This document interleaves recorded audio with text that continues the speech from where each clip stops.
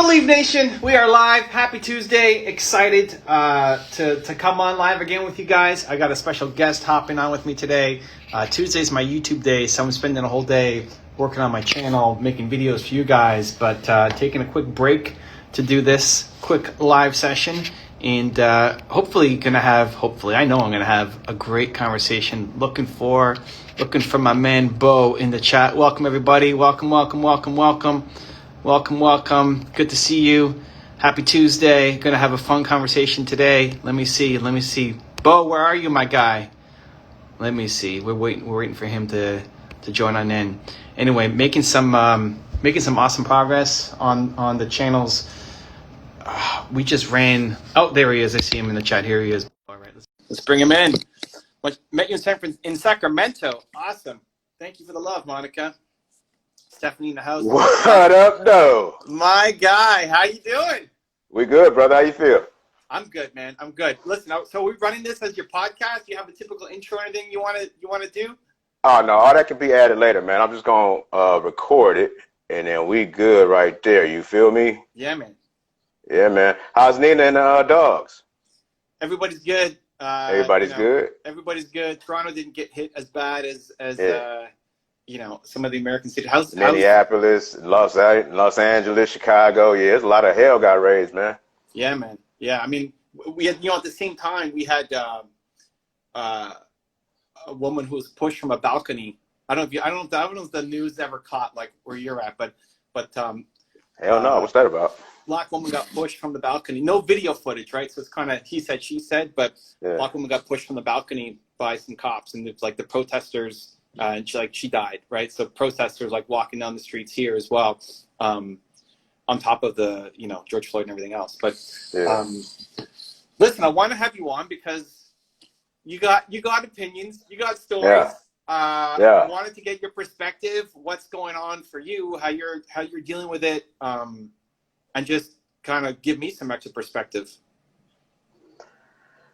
Man, it's a lot going on right now. Like for the one thing. I don't look at it from a perspective of fear, but I got a 21-year-old son. You know what I'm saying? I got a 21-year-old black son out here on these Detroit streets. You feel me? So I want him to be treated as fairly as he can be. That's all I want with it. And all these things that's going on right now is not about making white people the bad guys. It's not about attacking government or society or any of these things. It's just about bringing to light disparities that's going on. I understand that certain people that don't grow up in your culture may not understand what's going on.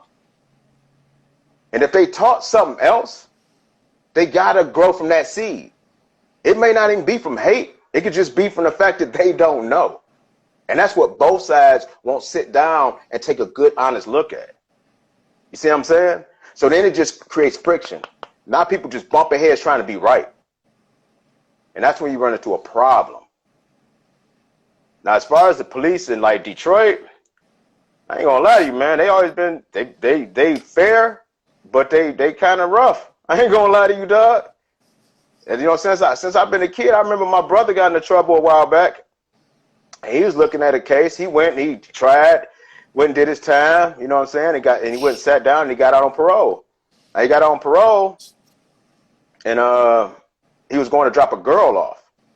So these people rolled up on him and they wanted to rob him.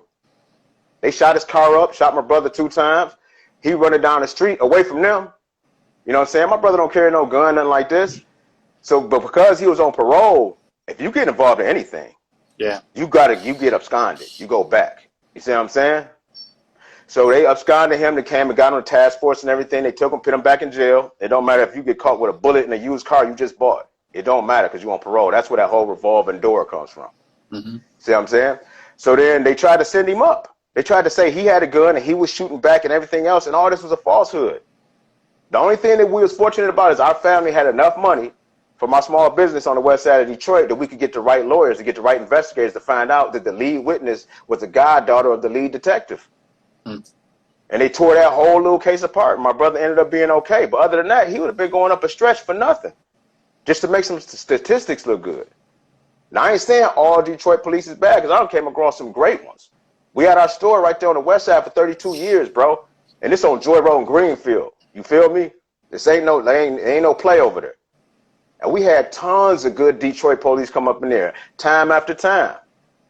But when you in a harder environment like the city, the police gonna be harder, to be honest with you. Because in the outlying suburb areas, dog, them police, they might tax you for being where you ain't supposed to be, like a little ticket, but that's light. But they not gonna really like violate you. You know what I mean? So I'm done dealt with the police in all different aspects, man. So you got a 21-year-old son. I have a 2-month-old half black nephew. Yeah. Like my sister's son is half black, right? And we don't talk too much about it because, you know, my sister's pretty private, my parents are pretty private. But, you know, it hits home for me, you know, more than usual. Like, oh, this is a good thing. Like, oh, this is my family, you know, like he's got some ways to go. Like right now, he doesn't know anything. Everything is beautiful. It's just a regular world. Man.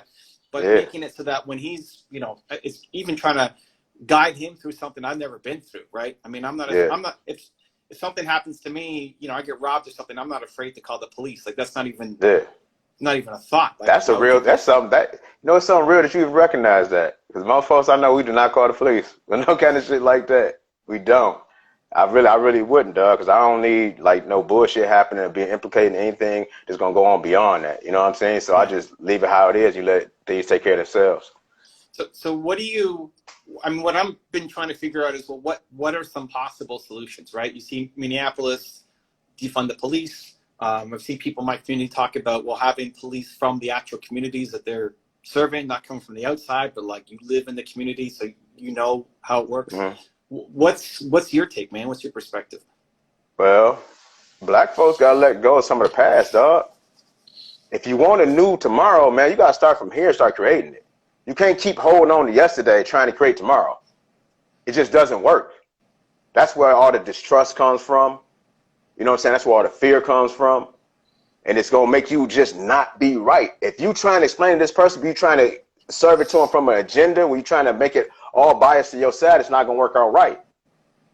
And then white folks got to be willing to listen. You can't just always think somebody making something up and trying to make some excuse. You know what I'm saying? And I understand where that's born from. If you understand it, that everybody gonna want to believe the best in themselves. So all the white folks in this country ain't going to hear that, oh, the playing field skewed and you just been given a one up. You didn't work hard, because a lot of them motherfuckers did work hard. You see what I'm saying? So they seen it from that perspective. Like you saying, I just was given this, but I know I worked 7 days a week, saved all my money and did all these things, and nobody's saying that. We saying is when somebody's in that same aspect and they work them same 7 days, they save their same money up, when they go to that same bank, they probably gonna be turned away. There comes the disparity. There comes the problem. See what I'm saying? So we gotta get together and just understand each other, dog. Really understand each other and not hold on to old shit, because that's gonna make it bad. It's just gonna make it all bad. And the police gotta just really, I ain't gonna say remember their place, but they gotta remember, like, the people. It's like they're an extension of the people. You can't have protect and serve in your name, dog, and be above the people. That never works. To be a leader in the community, to be a leader in any aspect, you have to be serving. To serve is to be under. That don't mean you got to be subservient to the people, but you have to be on some type of level ground where you can communicate with them. Communicate. You know what I'm saying? And be together to create this good thing that you want. It ain't gonna be utopia, but at least it won't be like some, you know what I'm saying, hammer and fish type deal. You feel me?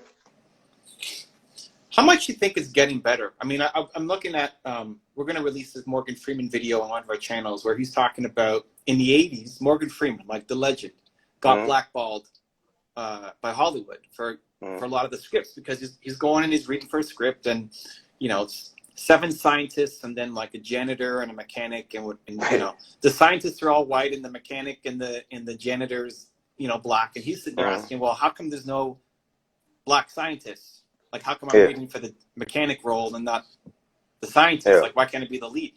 And he got blackballed. Like, it's like, this guy asked too many questions, caused too much trouble. Like, don't give him a script or give him a read. So that was in the 80s, and obviously he you know, got through that, and he's a legend now. But you've been around. How is it getting better? Is it getting worse? Like, I think it's getting way better, bro. I think this is the best it's ever been. As bad as it looks right now, Yeah. I think it's the best it's ever been. Because if you look out on those streets, dog, you see a whole lot of white folks. Mm-hmm. A whole lot of fed up white folks, dog, that don't like people out, like them few bad apples out there misrepresenting what it is they believe in their heart. What is right and wrong for them. They don't want these bullshit ass people out there representing that for them. I think it's the best it's ever been. You know what I'm saying? That's the only way it works is when they come together. It got to be black, white, brown, yellow, everybody. That's the only way it works. The Underground Railroad would have been hard to pull off without some white people. Right. You see what I'm saying, dog? It's the same thing with in the civil rights movement back in the 60s. They still be down there sicking dogs and putting water hoses on them black folks if it wasn't for them good Jewish boys that come down from Canada and got murdered. You see what I'm saying? When that went across the news, when those faces went up across the news, it became like a thing. Like, oh, no, wait a minute. Wait a minute. And now we at this point right now where if you look out there, dog, it's almost evenly matched. Mm-hmm. Black and white folks out there, dog. I've never been more proud of my country in my life, man. And this ain't to play that black and white narrative. This is a right and wrong thing. Mm-hmm. If you can look at that tape and watch them rough dog up in that back seat and then take them out, put them on the curb and strangle them, and you don't see nothing wrong with that, man, then there's something wrong with you. Yeah. You know what I'm saying? And I feel bad for you because something been pitched so bad, something so poisonous in the back of your head that it detached something from your heart, man. You lacking. You incomplete right now. And I guarantee you those same kind of people in other parts of their life, they're in agony, and they don't realize why. They still trying to walk around and blame everything else. But to answer your question, yeah, man, I think it's better than it's ever been, dog. I see the young people they give me so much hope. So much hope, bro. When I look at these young people and how they try to understand each other and how they deal with each other's vibe, you know what I'm saying? And they dancing to everybody's music and they kicking it. Man, it's way better than it was when I was in high school. It was very segregated. It wasn't like the 60s, but it still was like you over there and we over here. Mm-hmm. So I love it, man. I love it the way the world's going. Cool, man. Well, it's great to hear because obviously it reached the boiling point. Yeah. And some people have lived through decades of it, and some people, this might be, first couple of years into it, and they're just getting their first exposure to it. That's cool, man. I love it. So one of the things I've been trying to figure out, and I love your opinion, is what do I do? Up until now, I've had my channel for 11 years, my main channel. Uh-huh. I don't think I've ever really dived into anything happening in the world. It's not like we stay away from elections. We stay away from most of it is just negative. It's like I don't want to. Yeah. I don't care who's president. Like entrepreneurs will solve all the problems. I'm not diving in on this. This is the first thing that basically ever, because I don't follow the news a lot. But it just feels like overwhelming need to do something. Yeah. Yeah. So I'm trying to figure out, my role. Like 2 years ago, I think I did a series. I had a Black Excellence series. I had a Girl Boss series, and I had a Somos series, the Latin community, just kind of featuring. Here's a model. Here's people who are like you, right? Go look at them and learn from them, and like this is possible for you. And none of the series did well, but the Black Excellence series the other two got positive feedback. The Black Excellence series got destroyed. Like I had to be in the comments every day, just keeping peace from people. Yeah. One, like the non-Black community, I guess, saying like, what is this? This is racism. This is like prejudice by featuring Black people. And then inside the Black community too is like, well, who are you? Like, you're not us. Why are you featuring? Like, how can you say Black excellence? Yeah. And we stopped the series because with YouTube's algorithm, they was just suppressing all the videos. But it made me realize, Jesus, this is way bigger. Maybe it's because I just grew up in Canada and we still have it, but it's way less, I think, than in the US. So we launched the Black Excellence channel that I'm going to talk about later on today on my Instagram, because I think it's needed. But I don't know. Like if you're me, obviously I'm still doing everything I'm doing. But what greater role would you have me play? It's partly why I wanted to bring you on, tell your story, and give me some perspective as well. Man, you're doing it right now. You shedding light on it, bro. And I can tell it makes you a little antsy. You know what I'm saying? And it should, because people gonna feel very strongly about this, one way or the other. And a lot of times they're gonna make decisions on you and they don't even know you. That's the thing about this thing. People want their side to win so bad, but it's not a side in this. That's what people lose themselves. There is no side in this, dog. There's only us. There's only people. You know what I'm saying? So what you're doing is, I think, is a great thing, man. Just this alone, just talking about yourself, and don't let them bad apples, man, stop you from doing anything you want to do, bro. The honest thing is, whenever you feel pressure like that, downward pressure, that's probably the way you should be going. Yeah, I don't give a fuck. I don't feel pressure from the community, either side, right? I mean, Yeah. the fact that there was so much pressure on the first series I did made me realize I need to do more. Yeah. Now, if you came up, because you know me more, like you've Yeah. been to my business, you've been inside, you know, Yeah. my home. We spent time together. If you Yeah. saw my stuff and you got that context and you said, "Hey, Evan, man, like you're missing it," my ears listen a lot more because you know me a lot more than somebody who's just randomly seen an Instagram video or something. Yeah. What I'm wrestling with is, okay, what's the response? What is the content? I mean, bringing you on, showcasing more leaders. You know, we're going to be doing a Huey Newton top 10 on the channel, founder of Black Panthers. I mean, it's not all going to be about Black excellence, but it's definitely, I just think it's needed, you know? And so I'm trying to figure out what is yes, I'm doing it, but I feel like I could be doing more. And just all these conversations give me a little bit more clarity on what my role should be. Not for the haters or for the audience, but just for me, for my own peace of mind, satisfaction, self-worth. Like, I feel like if I sit on the sidelines and do nothing, I'm upset at me. Not that like the audience is going to unsubscribe from me or something. It's like I should have done something for me to feel happy about who Evan Carmichael is. Yeah. Yeah, I feel you, bro. It's just what you do, right? What do? You teach people to dance. You show people love. You show me a lot of love. But what you do, the weird duck thing, is you let your good logic on a certain issue out. That's the gift God gave you, bro. So you got to use it. When it's purposeful, then it gives us meaning. If it's just for whatever, then it's just for whatever, right? So you just use the gift you got, bro. You talk like you've been doing. You shed light like you've been doing. The thing you said with Morgan Freeman, why I got to be the janitor, he meant that for a reason. Because it's monkey see, monkey do in this world. And if you always see in the news and the movie saying you a drug dealer, you a gangster, then you will fit that mold no matter how nasty it is. Because anything outside of that, you will feel like you ain't being normal, you ain't being right, you ain't being a real nigga, you ain't being all these things. Because that's the definition in this society. That's what he's talking about.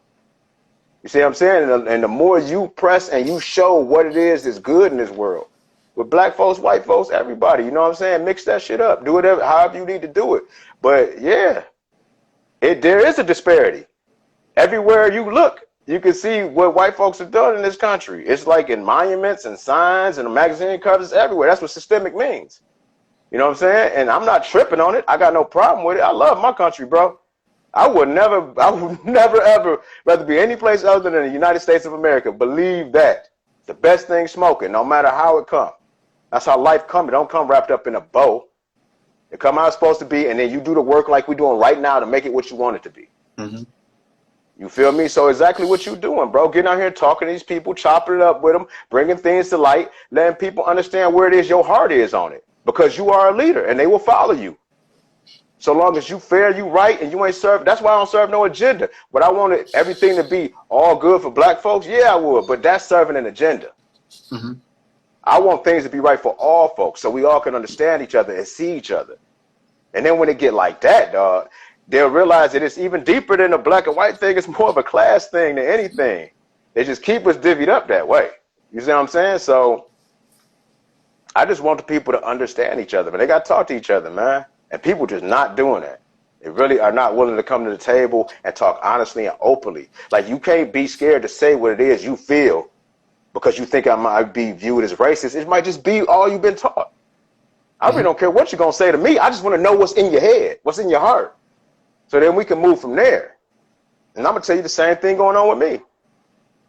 Because if you're trying to do it in a protected barrier and trying to be right instead of trying to get right, then you're going to have a problem. It's going to be a falsehood. It's going to be born from you know what I'm saying? from a false mustard seed. It ain't no good. Do you know the story of Lieutenant Uhura and Whoopi Goldberg? I ain't hip. Let me know. Okay, so for the first 6 or 7 years of my channel, I myself would have fallen more into the all lives matter camp of like, to get on my channel, it's meritocracy, right? Like, I don't look for someone who's black or woman or Asian or anything else. Like, whoever's got the best ideas, that's what I want to share. Even though Kanye, right here on my wall, was the very first top 10 that I did. Like, the very first top 10 was success was Kanye West. Because I got upset that people were hating on him and not seeing the genius behind it. Yeah, he's smart. But it was never because he was black. And we never looked for trying to feature black people or women or whatever. And people kept in the comments like, hey, you need to feature more. And my response was always, well, whoever has the best content, that's what I'm going to share. But then I heard this story of, so Gene Roddenberry created Star Trek. And he got Lieutenant Uhura, who's the third in command of the starship at the time. So it was Captain Kirk. You know Kirk, right? Like Kirk, Spock. Yeah, James T. Kirk. Yeah. So Kirk, Spock was number 2, and then Uhura was number 3. Okay. A black woman, number 3 on the starship. Never been done on TV. Like, black woman, you're a maid, you're a servant, you're like teacher maybe, right? Yeah. Her love was Broadway. And so first off, credit to Gene to say, like, to have the balls at the time to pick a black woman to be third in command. That was revolutionary. But she wanted to go back to Broadway after the first season and was going to quit the TV show. And then Martin Luther King came to see her to say, you have to stay on the show because of what you're doing for our community. That people see somebody who like they could aspire to. And that conversation with him made her stick on the show for 6 seasons, however long the thing ran. So then the part of that I really loved, I mean, that was great. Like, you know, shine a light, be a support, encourage people. But Whoopi Goldberg, right, celebrated actress, remembered seeing her, Lieutenant Uhura, on TV and said, Mommy, there's a black woman on TV and she ain't no maid. And that inspired her to go be an actress. To be able to see someone like you, to then say that's what's possible. It's not like I have to be a maid or a servant or something else. And that, for whatever reason, stuck in my head more than anything else to say, like, I want people to come in. Part of my secret agenda really has become, I want you to come in for someone who looks like you, and then I'm going to inject something else. Like, you're an old white guy, great. Come in for, I got lots of old white guys on my channel. Come in, learn from that, and then like, boom, here's some Kanye, or here's some you know, Robert Smith, or here's some, right? And what's been my greatest comment of all time, to be honest, I did a video on a black entrepreneur, and a guy left a comment to say, Evan, growing up, my parents taught me that black people are the N-word.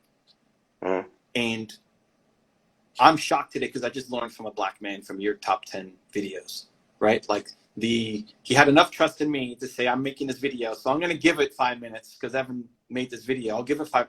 And he learned. It's like, oh, I can actually learn from a black man. Like, he came in for all the other content, and then here's this new video I put up, and he's like willing to give it 5 minutes. And that's, of all the, like, I don't know how many thousands of comments that I got on the channel, that's among my favorite, because I wasn't setting out to try to have an impact on you know, racism or anything like that, but it's crazy the kind of ripple effects that it has. So it just made me really realize how important it is to see someone like you achieving something, to just have hope and belief. Anyway, so that's what got my mind around just like all lives matter, and to know, like, you have to show people from different backgrounds and colors and sex and all that having success, because it's an inspiration. Yeah, and on top of that, they don't come in contact with these people. Most people, black, white, yellow, and brown, they do things off hearsay. He's never, ever had a conversation with a young black dude, and he won't. And when he does it with blinders on and protectors. He does it within, like, a certain realm, a safe place. You know what I'm saying? Being cordial with the motherfucker. He's not really talking to him. Like, at all. My whole time growing up in life, dog, my best friend was always a white dude. And that's because I already know what all black dudes know. I'm one. My daddy black. My mama Korean. So I know I grew up in Highland Park, Michigan, dog. You see what I'm saying? It's like the Compton of the Midwest. So I already know what we already know down there. So I would kick with a white dude just to kick with it, just to see where their insight is, where their mind at. And what I learned is, dog, for the most part, it's pretty much the same. The only difference is cultural, the way you live. Yeah. You see what I'm saying? And what you learn coming up. So he not ever going to come in contact with no black dude and really talk to him heart to heart. You know what I'm saying? More than likely. Some will. I talk to old people, especially, like when I go in the room, I look for the one most different from me. The oldest, whitest dude there. Because he going to tell me some shit I ain't heard before. You know what I'm saying? Like I can't learn nothing talking to people I already talked to. That's why you came to my event, dude. I remember you posted it when you came to the Detroit event that I put on last year. You made an IG story. It's like, this guy wants $45 or whatever. He thinks he's some rock star or something. So it's great. I loved it, man. I loved it. And you bring, I learned from you too, man. You bring an intensity and vibe, and it's been awesome watching you build your show and create content and spread the message. And I like that you still go, what up, though? Because it's super memorable. I'm with you, man. I mean, it's why I did the thing on Kanye. Like, people hate him, and listen, he deserves a lot of the flack that he gets for putting his foot in his mouth for a whole bunch of things. But doesn't mean you can't learn from him, right? So thin line, dog. Thin line between genius and insanity, and he towing that motherfucker definitely. But people always gonna hate what they don't understand. Yeah, that's a simple fact of life. That's what's really going on out there. That's what racism is, just hating what you don't understand. Yeah, that's interesting. I mean, I agree. That's why I try to flip it. Like, I see something different, I want to learn from it. Yeah, hell yeah. That's what courage is, man. If you're not willing to learn from Kanye, you're sleeping. Yeah, not to mention he's a billionaire. He might know something. He went from the south side of Chicago to a billionaire, bro. That means, you know what I'm saying? He's been through every rung on the ladder. The first so all of our first top 10 was Kanye, right? And then the first non-entrepreneur that we did was Jordan. Now Jordan's a billionaire too, but you don't think about him as a businessman. You think about him as the athlete. But why do you think that is? Well, that's it, right? I mean, it's also storytelling and getting it out there. But it's part of it. Like, hey, so we did a top 10 on Jordan as the first what you know him for. And it's not going to be about how to dunk or how to stick your tongue out or how to pass the ball, but it's like business lessons that you can learn. And so trying to shift the perspective, trying to shift the narrative, say, hey, you should learn from these guys. Yeah, that dude is smart as hell. If you listen to some of the things that Michael Jordan say, it'll be very similar. The vernacular will be different, but it'll be almost like you're listening to Bruce Lee. Or like you listen to anybody else. There's certain laws of success that we all venture to, and they all, as long as you put them in and apply them to business the right way, you will get the same results. Dude, it's science of life. Dude, when I listen to you, I think I'm talking to Bruce Lee. Yeah. When Bo gets in the zone, he flows. He is water. Bo is water. He fills the cup. My man. I love it, man.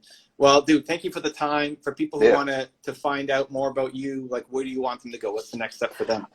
You can check me out on my IG page at Boyai138, or you can check me out on Facebook, Boyai Tufts, or you can check me out on YouTube, Trust Your Boy channel. And I need some subs too. So come on through, man. I'm on your YouTube. What is it? Trust Your Boy. Trust Trust TrustYaboi. Right.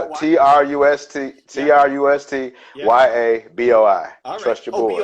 Boy. Yeah, Trust Your Boy. I'm gonna go sub right now. No Appreciate doubt, you, man. Thank you for the love. Thank you for the perspective conversation. As always, man. Absolutely. Love you, brother. Take care. Much love. Yeah.